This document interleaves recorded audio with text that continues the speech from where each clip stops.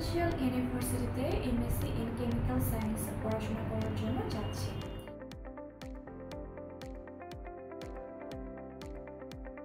আমি বাংলাদেশে অনার্স এবং মাস্টার্স করেছি ফার্মাসি ব্যাকগ্রাউন্ড নিয়ে। হায়ার স্টাডিজের জন্য আমার আইএলটিএস স্কোর ছিল 6.5।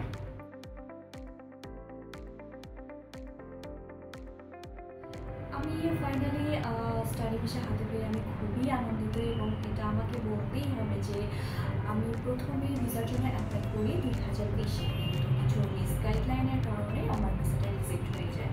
তো 2021 সাল থেকে আমি প্রমিনেন্ট কনসালটেন্টের সাথে কাজ করে আসছি, এবং তারা আমাকে অনেক সাহস দিয়েছেন যে না, সেকেন্ড টাইম হলেও কোনো সমস্যা নাই, তারা বিষয়টা দেখবেন। এবং হ্যাঁ, সত্যিই তারা আমার ফাইলটা অনেক কেয়ার করেছেন, তারা অনেক ভালোভাবে আমার ফাইলটা প্রসেস করেছেন, এবং ফাইনালি 2024-এ আমি স্টাডি ভিসা পেয়েছি।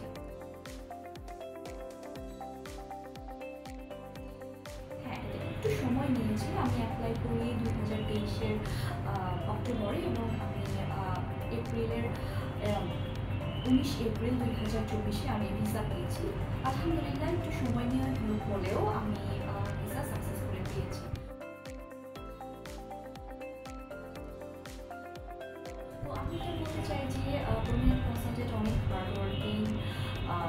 ওনারা সত্যি শুধুমাত্র ফাইলের জন্যও কাজ করে না। যারা আমার মতো স্টুডেন্ট, যারা একবার রিজেকশন লেটার পেয়ে গেছেন এমবাসি থেকে, তাদের ক্ষেত্রেও এক্সট্রা কেয়ার নেন, এবং তারা সত্যি মনোবল প্রদান করে থাকে, যেটা আমার ক্ষেত্রে হয়েছে। তারা কখনোই আমাকে ডিসহার্টেড করেনি এবং কারেজ দিয়ে গেছেন। এটার জন্য তো আমি তাদের কাছে ভীষণ থ্যাঙ্কফুল।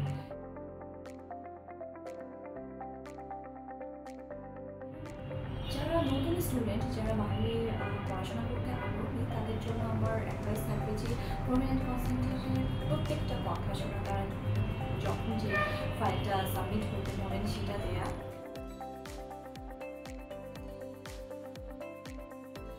এবং আমি যদি বলি যে রেটিংয়ের বিষয়ে বলতে চাচ্ছিলাম, যে 1 থেকে 10-এর মধ্যে যদি নিতে চাই, আমি বলবো প্রমিনেন্ট কনসালটেন্ট 100-এ 100। এবং তাদের যে ডেডিকেশন, তাদের হার্ডওয়ার্কিং, এই জিনিসটাই সবাইকে উদ্বুদ্ধ করবে আপনাদের প্রত্যেকটা ফাইল সাকসেসফুল হওয়ার জন্য। তো এটাই এতটুকুই বলতে চাচ্ছি। Thank you so much.